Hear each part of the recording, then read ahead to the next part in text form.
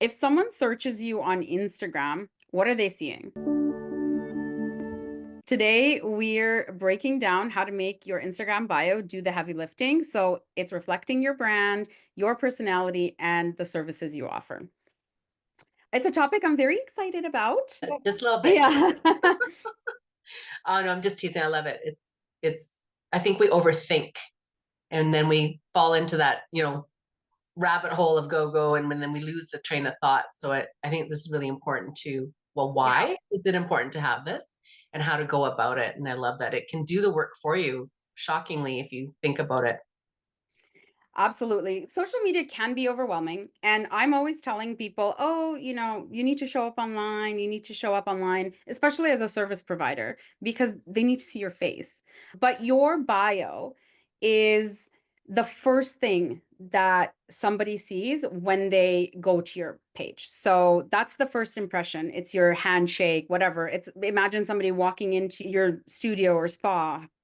That is the online version of it. It's the Instagram version of it. And I'm focusing on Instagram because it's popular because among Gen Z, 46% of users use social media as a search engine. And I think social media has surpassed Google as a search engine. And a lot of times, Wow. Say that again. I don't think 46 46% of social media user or Gen Z users use Instagram as their primary search engine. it's outdoing Google. Yes, So it is. people need I to hear think that. Google fell to third place with Instagram being in first and TikTok in second. Yeah, I'm sticking to Instagram though for Yep. that reason. And because Instagram has such a great search functionality, so you can really use it to your advantage. And that's what we're going to talk about today. And I'm going to give you like step by step on what you can do, and it's achievable. It's very doable. It's not like having to redo your whole grid or make anything look pretty or fancy or anything like that. We are just going to focus on that little space. It may be tiny, but it matters a lot. I like that you say that because we think of bio as like this whole description, right? Or Yeah. maybe that's just me and my age. No, and I think sometimes people just don't actually, and I know I was guilty of this at the beginning too, is that I just created my profile, didn't think too much about my bio, and then got into it, right? So it's just kind of going back and focusing on the bio. And the other thing I want to talk about was we always I always get a lot of people who talk to me about using Instagram or other social platforms to find clients, but a lot of ways that social platforms are being used are to as search engines like we said, but when people meet you, they would probably go search you up. I've done it before. Like when I've gone to networking events, I would go then look at to follow people as well, but I check out their Instagram bio or That's so I true. I will also Google, but I'm old. So I will I'm not Gen Z. I will Google or whatever. And when you do Google, like your Instagram bio does come up on your Google as well. Hmm. So I think that if you think of it that way, what would I want people to see? And what would I want people to know about me if they were searching for me that way? And And it they can just be, had a little tiny box to see it in. yeah, yeah, it's a reference. It's like a continuation of whatever it is you started in person, but also should be quite well rounded to give them a good idea. And it can be done even in that tiny little space. Hmm.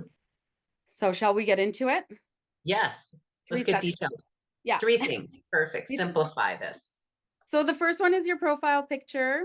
You don't need to hire a professional photographer. Just make sure you have a good quality profile picture. Our phones do an amazing job at that. You want to make sure that you are taking a picture of yourself. It's not like a logo or a room or something like that. When you're taking the picture, just stand in front of a window. It gives you nice natural light or go outside and try to do like shoulder up.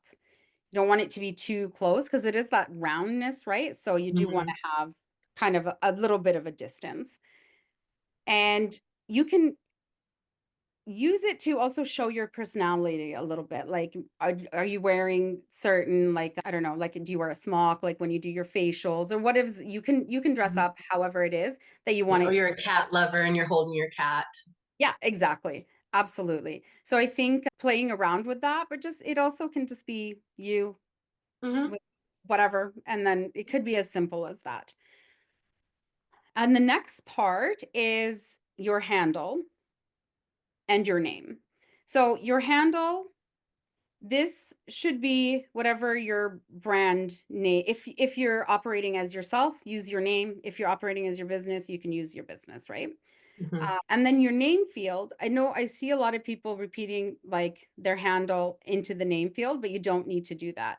You can actually then use your name field as a way to optimize search, because that is a searchable field, right? So you put your name and then what you do.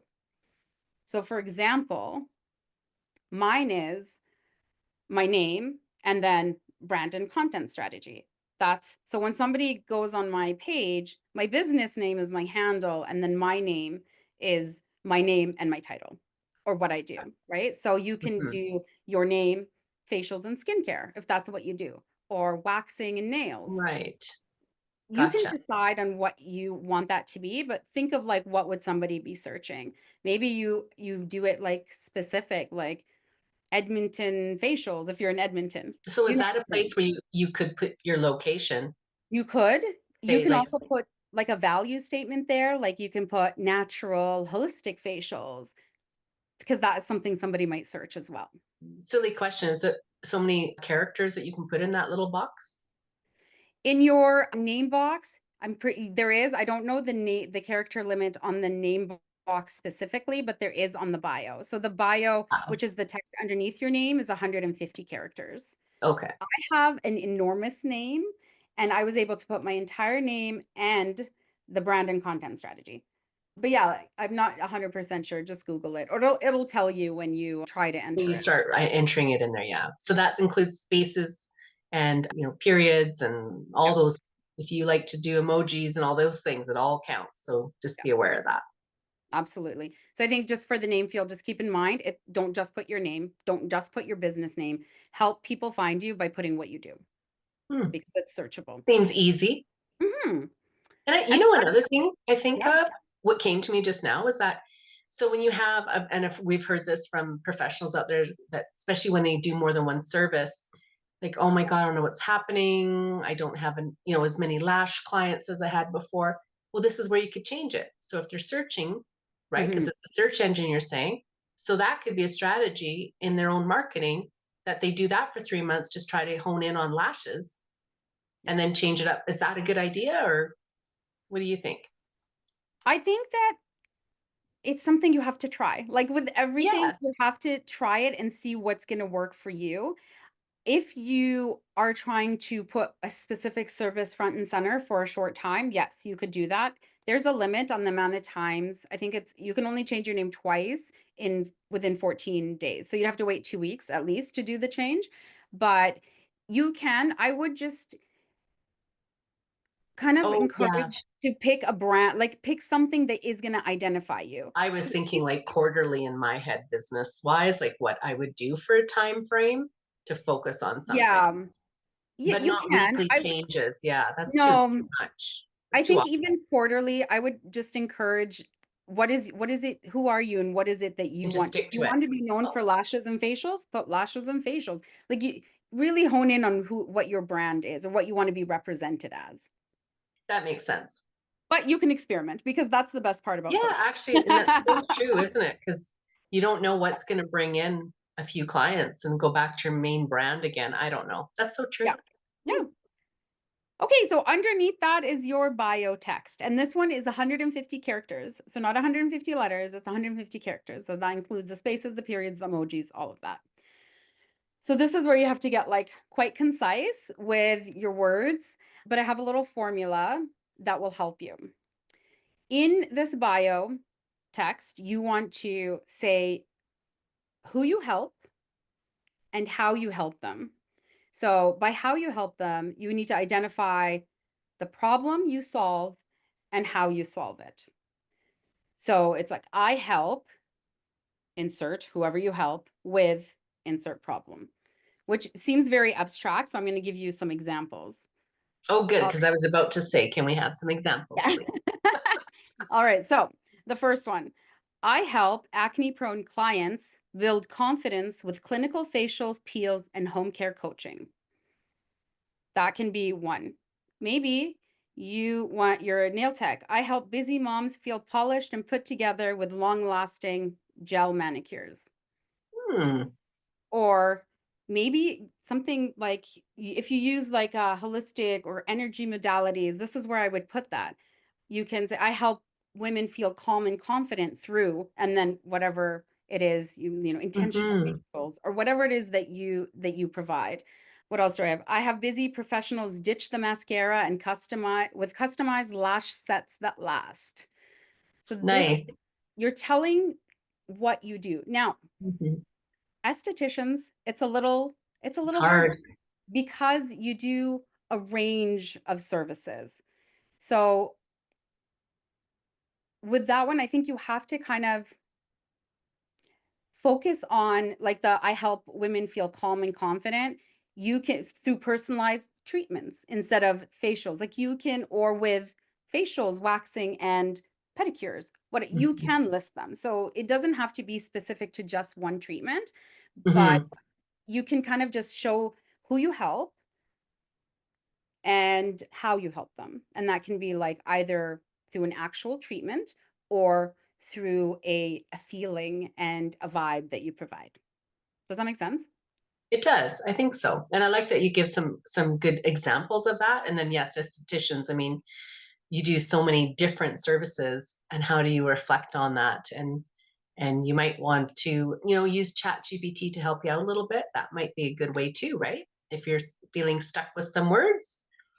I think that's a really good idea. And actually, what you can do when you go to Chat GPT, to our good old friend Chat GPT, is you can say to Chat GPT, I'll give you a little bit of a prompt.